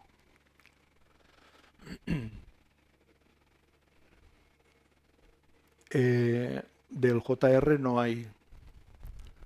Y esta práctica se alargó no solo hasta que estuviese autorizada la radio, sino hasta mediados de los 50 seguían utilizando indicativos provisionales, porque los periodos de espera, bueno, los más antiguos lo sabréis, tardaban igual un año que año y medio en darte el indicativo desde que iniciabas los trámites, ¿vale? Bueno, todo se reaviva en abril del 49 y cuando aparece la primera delegación en Castellón. Esta fue la junta inicial de la URE, ¿vale? Todo esto es todo ya más nuevo. Y empiezan a concederse indicativos, pero a paso de tortuga.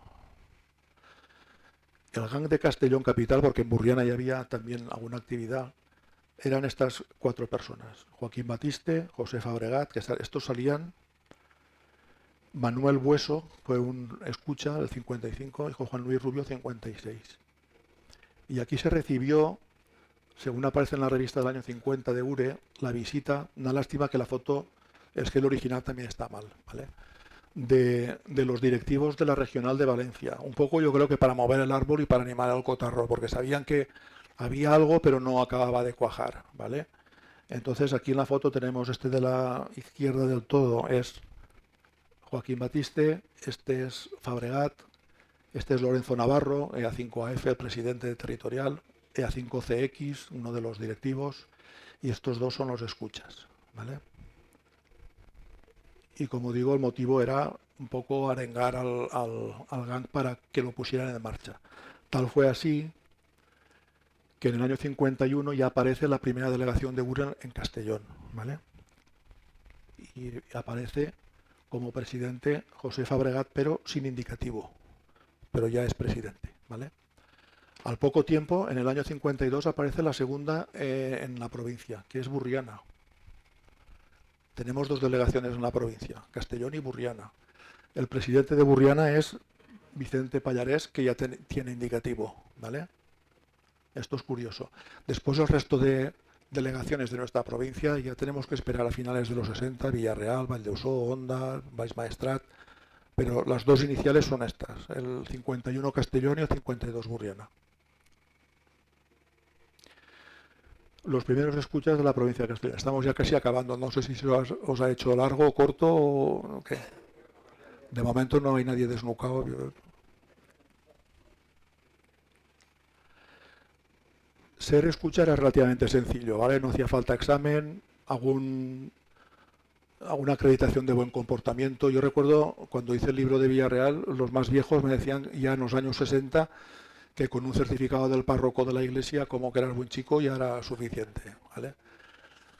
Y el formato que tenían después de la guerra era en esto: E de España, distrito, y este numeral sí que era ya para toda España. Aquí ya lo arreglaron un poco, ¿vale?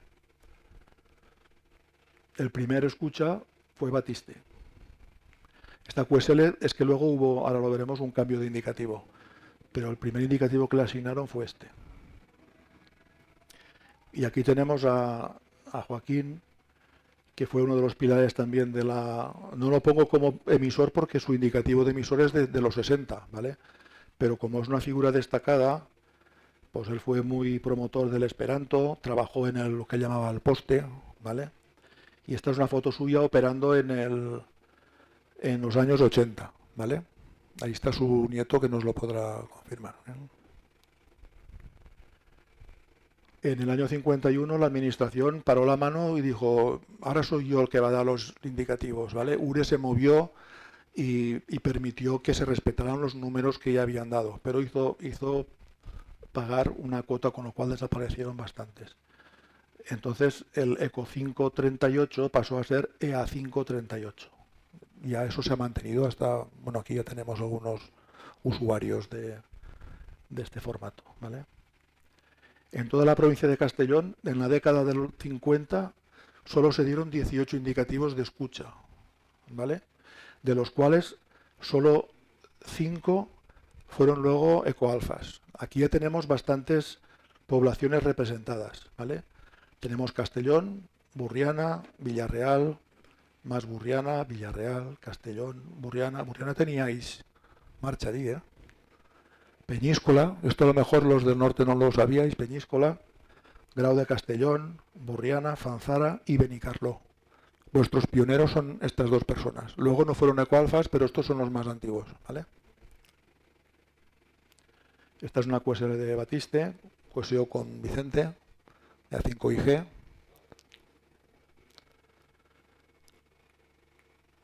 Esta es la QSL del de Fanzara, con EA5FU, y no tengo más, ¿vale? Si alguno tiene QSLs de escuchas de aquella época, le agradecería que se pusiera en contacto conmigo. Y pasamos a los emisores. Pues si hubo pocos escuchas de emisores, pues un menos, 9, ¿vale? En toda la década. Aquí es que el trámite era complicado y lento. Los escollos que tenían, pues que tenías que ser mayor de edad a los 21, pasar un examen técnico, eso, pruebas de Morse, una memoria detallada, inspección, pues a veces sí, a veces no, pero lo más complicado era tener un expediente policial limpio, ¿vale? Que yo creo que esto era lo que más ralentizaba mientras hacían todas las comprobaciones de juicios, de prisiones y demás, ¿vale? Solo 9 indicativos. El primero de ellos fue para este señor, de Burriana, EA5 ECO, en septiembre. Aquí también me tenéis que dar un margen de error, ¿vale? No sé, también me apoyo con la aparición en las revistas y demás, con lo cual puede ser un mes o 2 antes. Estas son las QSLs de Vicente. Este hombre todavía vive, ¿vale? Yo localicé a través de Pascual Martí, A5FG, localizamos al yerno, que ha sido el que me ha facilitado la foto. Yo quería que viniera el hombre aquí para que le conocierais, pero se ve que no está para... Tiene 90 y pico años y no está para trotes, ¿vale? El segundo fue José Fabregat, pero el A5Z, no Manolo, sino... No sé si qué relación tenía con Manolo. Eso... Tío, ¿no? Pues tío. Esta es una QSL de A5Z. El tercer emisor fue para Miguel Requena, que antes fue escucha el 141, en abril del 56 aproximadamente. Aquí tenemos a Miguel. Y estas son sus QSLs, la más antigua y esta una moderna, un QSL conmigo. Y aquí tenemos una foto de Miguel con Miguel hijo. Miguel fue maestro de maestros, hay que reconocerlo. Fue el promotor de la VHF en nuestra provincia y muchas más facetas. Y entonces, si ahora escucháis el indicativo FM, pues no os asustéis porque está en manos de su hijo, que es las mejores manos que podía caer, ¿vale? Está protegido ese indicativo. El cuarto, aquí pasa una cosa curiosa y es que van casi por parejas, ¿vale? FM, FN y luego veréis que siguen por parejas. Vicente Morgado, también de Burriana, ¿vale? Este hombre, los de Burriana me lo confirmaréis, vivía en la caserna del puerto. Yo creo que era guardia civil, porque luego al poco tiempo se fue a Madrid y fue EA4HP. Yo creo recordar que le conocí alguna vez, porque este venía bastante a Burriana a pasar veranos y demás. Tengo como un sueño que le conocí. El quinto, EA5FU. Ahí lo tenéis. Aquí he resaltado esto porque recordaréis que él cuando salía en radio decía 5FU. ¿Os acordáis que lo hacía así? 5FU. Hizo bastante radio y tenía bastantes modelos de QSLs. Y hay una curiosidad, y es que antes de ser EA5FU, en el 56 fue EA9 Bravo Mike. Yo no sé, el Bravo Mike sale por todas partes.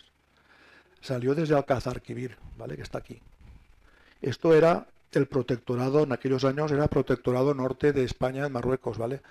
Aparte de Ceuta y Melilla, que yo no lo incluyo en el protectorado porque son ciudades nuestras de siempre, pues aquí estaba Tetuán, Alcázar-Quibir, las Chafarinas, las Alucemas, el Peñón del Perejil y esta era la QSL de Alberto Paños como EA9 Bravo Mike.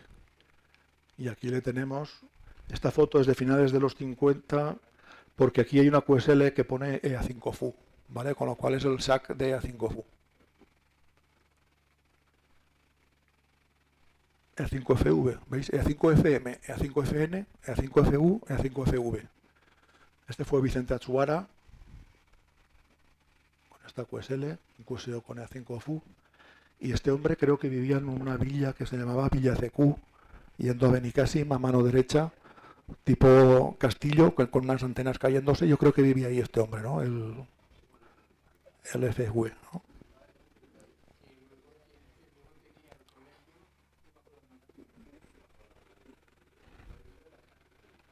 El séptimo, EA5GA, Juan Diego Fernández. El octavo, EA5 Golf Eco, Rafael Gómez. Este también debió ser militar porque tenía también indicativo GF, EA4 GF. Cuando había mucho movimiento de distrito, sobre todo en el 7, 9, tal, era porque eran de origen militar normalmente esa gente, ¿vale? Vale, las dudas las hacemos al final, Juan, por favor. Y el último, EA5 GF, ¿vale? Vale, hasta aquí llega mi trabajo, ¿vale? Yo creo que he intentado reconstruir la parte más difícil de todo esto. Más difícil porque no hay gente que viva, que nos pueda contar las cosas como han ido. A partir del año 59, pues mucha gente de los que estáis aquí habéis vivido cosas y es todo mucho más fácil, los fondos documentales están más accesibles. Entonces yo lanzo un guante al aire a ver quién lo coge y nos habla desde el año 60 hasta la actualidad. Una de las cosas difíciles para hacer un trabajo de esto es cómo estructurarlo, ¿no? Pensar, decir, a ver, ¿de qué voy a hablar? Es un poco la parte más complicada, luego ya empiezas a desarrollar. Entonces yo aquí me he permitido, a título de enunciado y a sabiendas de que me he dejado un montón de cosas, pues titulares que han sucedido en nuestra provincia desde el año 60, ¿vale? A ver qué os parece, hay un montón.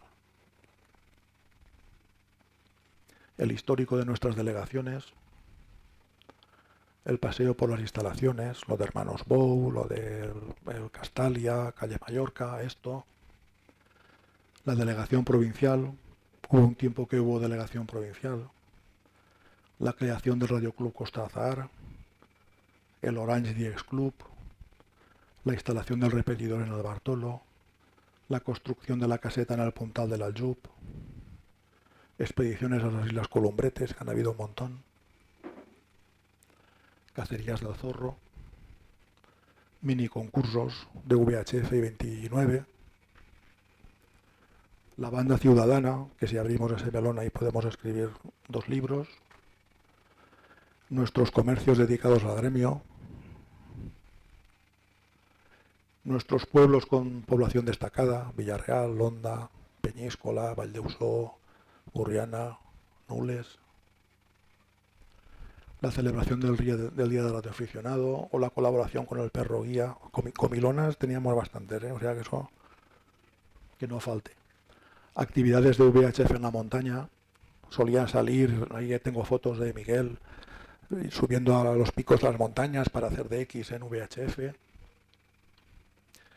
Diploma Fiestas Madalena Castellón, la organización del Trofeo Paletilla, la IA5 RCK y la IA5 FMC con sus indicativos especiales, la organización del Concurso Nacional de Telegrafía, participación de castellonenses en concursos nacionales, en internacionales, el DXCC y el EADX en nuestra provincia, quién lo tiene, cómo lo tiene, participación y organización de expediciones internacionales,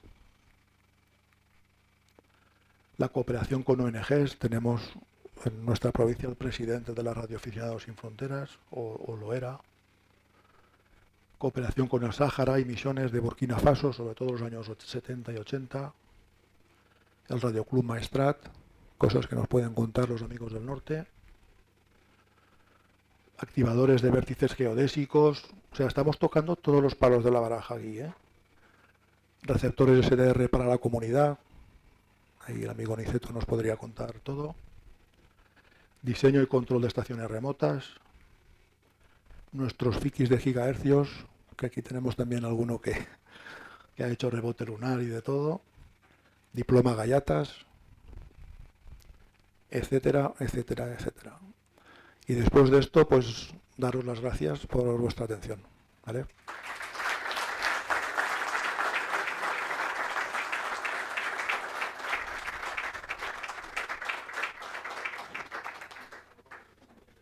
Ruegos y preguntas. Si alguien tiene alguna duda, es el momento. Yo tengo una pregunta. Dime. ¿Que por qué se prohibió la radio en la guerra civil? A ver, se prohibió pues porque interpretaron que utilizar un medio de comunicación tan individual pues podía utilizarse para medios perniciosos, espionaje, ponerlo al servicio de los militares. Entonces la mejor situación es bloquearlo todo, prohibirlo todo y el gobierno o los militares toman el control. ¿Alguna pregunta más?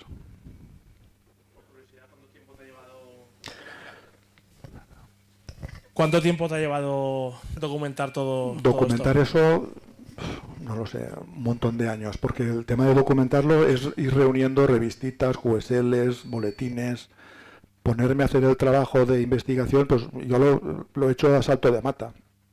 Me iba tomando notas porque yo este trabajo sabía que quería hacerlo. Y luego ya hacer el montaje del libro y de la presentación, pues un par de meses o 3, no ha sido muy. Pero bueno, viene de un trabajo de investigación mucho más largo. Sí. No lo puedo medir en horas, no lo sé. Mucho tiempo. Es una pasión más que un trabajo. ¿Nada más? Una pregunta, Juan Luis. Dime. Por desconocimiento, para los que somos más nuevos, ¿no? O relativamente. Desde el inicio, muy inicio, ¿qué bandas se utilizaban?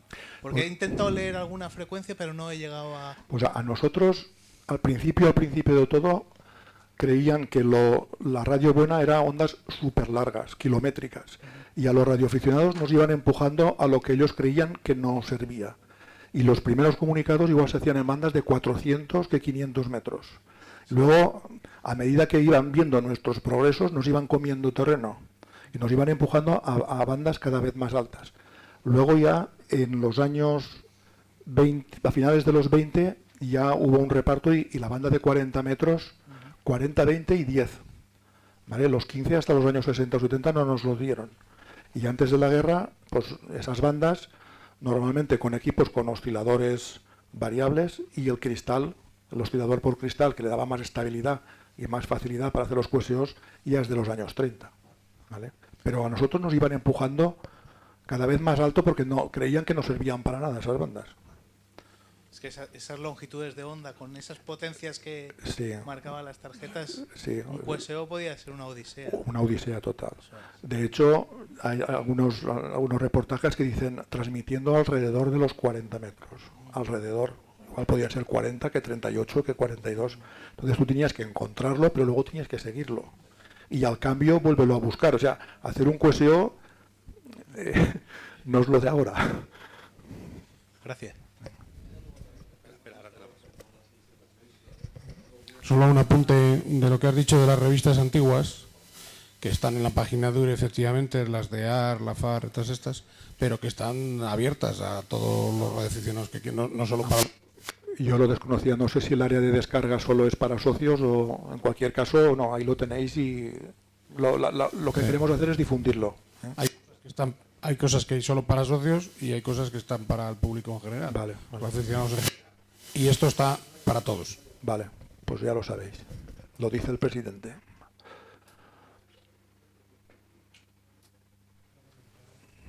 ¿Eso de las licencias, desde cuándo existe y por qué? A ver, existe desde el año 24 cuando se autorizó la radioafición en España y las licencias las concede la administración, ¿vale? No es una cosa libre que era algo que estaba regulado. Tú tenías que pasar un examen, además en la antigüedad tenías que ser oficial de telégrafos para poder acceder al examen, era bastante complicado. Y entonces es una autorización que te daba unas características de emisión en aquellos años. A peseta el vatio, por un periodo de tiempo, tenías que ir renovándolo y esa ha sido un poco la tónica con algunas variantes hasta nuestros días.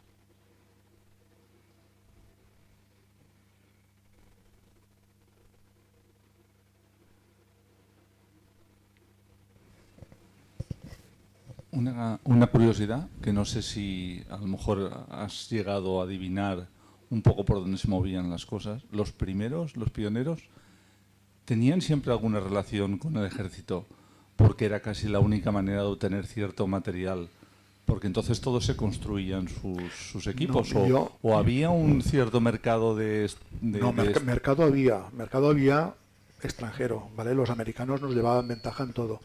Lo que ocurre que el perfil del radioaficionado de aquellos años, pues era militar, o era científico, o era gente con mucha pasta, muchísima pasta. O sea, gente, te hablo de nobleza incluso, ¿vale? Porque tú ves los QSLs de aquellas fechas y todos viven en calles de Madrid y de Barcelona y Valencia prohibitivas, ¿vale? El perfil era al principio experimentador puro y duro, pero porque tenían esos inputs de las revistas que venían, sobre todo las americanas, las más antiguas, las argentinas, de revista telegráfica, y luego en el año 24 empezó Radio Sport, y ahí, digamos que ahí se difundía la parte técnica. El cómo construírselo todo, pues bueno, salvo las válvulas, que no había más remedio más que comprárselas, lo demás, bobinas, condensadores, todo se hacía, bueno, las pilas, porque alimentaban la alta tensión con pilas, la tenían que comprar. Y ahí venía casi todo de importación, con lo cual eso estaba al alcance de muy poca gente. Es un poco, viene dado por el perfil del radioaficionado, ¿vale? O un técnico con muchos estudios, militar, con acceso a un mercado más amplio, o gente con pasta. Luego ya empezaron a incorporarse el pueblo llano. El pueblo llano. ¿Algo más? Se os ha hecho largo, pesado. Yo tenía miedo de que os aburriera. ¿Ha estado bien? ¿Habéis aprendido alguna cosa, me imagino? O por lo menos atado cabos de algunas cosas que habíais oído y no sabíais por dónde venían. Pues bueno, la presentación, si queréis la cuelgo, pero lo que está es el libro, que son 106 páginas, en mi web. Está maquetado y todo para llevarlo a una imprenta, diseñarle una portada. Y yo me lo voy a imprimir porque me hace ilusión tenerlo en papel, ¿vale? Si queréis que hagamos pandilla y si no sale más barato, pues el que quiera, que luego ya veremos cómo lo coordinamos, ¿vale? Pero bueno, lo tenéis ya colgado en mi web, lo colgué ayer. El de Villarreal también lo tenéis abreviado, porque el de Villarreal son 500 páginas, entonces he quitado las biografías y tenéis la parte de la historia de Villarreal. Y luego hay un apartado de biografías que si queréis husmear o curiosidad con alguien lo podéis hacer. Y el de Castellón, el de la provincia, está ya hecho. Ahora faltaría la segunda parte, que sería del año 60, con todo ese menú que os he enseñado, que ahí hay para rato. Que vamos a trabajar en URE Castellón por eso. Seguro Pues que vamos a seguir. Yo me pongo a vuestra disposición a ayudaros en lo que haga falta. ser el abanderado del proyecto, pues, en principio no me atrae, ¿vale? Pero ahí estoy. Hola. Hola, Fernando. ¿Qué tal? Bueno, pues felicidades. Gracias. Quiero hablar un poco sobre la impresión que me ha dado la narración en particular del colega este que fusilaron en la Guerra Civil, que se llamaba Ordóñez, ¿no? Guillermo Nicolás Ordóñez. Guillermo Nicolás Ordóñez, ¿no? En este sentido, hace un año y pico, estuve indagando sobre un personaje que no es de aquí, pero es de Mallorca y que era sacerdote y era aficionado a la radio y radioescucha y probablemente emitía también. Se llamaba Alomar Poquet, de nombre Jeroni. Jeroni Alomar Poquet era sacerdote y es de los poquísimos sacerdotes que fue fusilado en la Guerra Civil por los nacionales en Mallorca, ¿no? Si los radioaficionados tenemos un patrón a nivel mundial, que es San... ¿Cómo se llama este? Sí, el polaco. Sierra Papa 3. Sí. Nicolás este colega sacerdote lo podían beatificar y ser también uno de los patronos radioaficionados que, aunque no es de Castellón, fue fusilado simplemente por tener una emisora de radio en su casa. Y era un sacerdote de buena familia, de Mallorca, que por circunstancias lo empresonaron y le hicieron un consejo de guerra y lo fusilaron en Mallorca. De los poquísimos sacerdotes que los sublevados, los nacionales, fusilaron, o sea, hicieron un juicio y lo fusilaron, a pesar de que hubo intercesiones de obispos y tal, y no sé qué, pero lo fusilaron. Probablemente por el hecho de que tenía una emisora y le achacaron haber comunicado con gente del bando contrario. Esto da una idea de lo peligrosísimo que podía llegar a ser tener un equipo de radio durante estos años. Sin duda. Yo recuerdo que me comentaste esa persona, no encontré ninguna pista sobre él. Y casos así de gente que murió fusilada o por ser radioaficionados hay muchos más y de los dos sentidos. O sea, buscar ahí vas a encontrar de las dos partes. Es muy triste y era una afición de riesgo entonces. Te consideraban espía, pero por eso también un poco por desconocimiento, porque se creían que tú con eso podías maniobrar y hacer estrategias de guerra, en fin. Hay casos, el EA5 Alfa Delta, por ejemplo, se le conocía como el guerrillero de Torrent, ese era republicano y también lo asesinaron los nacionales. El propio EA4 Alfa Bravo, ese lo mataron en Paracuellos los republicanos. Es que tienes... Claro, según donde estaban, pues caían y eras un poco un objetivo. El 17 de julio salió una orden diciendo de que se cesaba toda actividad de radioaficionado y que tenían que entregar los aparatos. Pues había quien los entregaba y había quien no. Nosotros el EA5 Alfa Kilo los entregó, el EA5 Charlie Kilo se los quitaron y los fusilaron. Y así puedes tener ejemplos de todo tipo. Fue un deporte de riesgo, ¿cierto? Como hoy en día, chicos. Bueno, gracias a Juan Luis. Antes de que le demos un grandísimo aplauso, vamos a deciros que en la sala de al lado tenemos un agape, tenéis bebida y podéis refrescaros antes de salir. Muchas gracias, Juan Luis.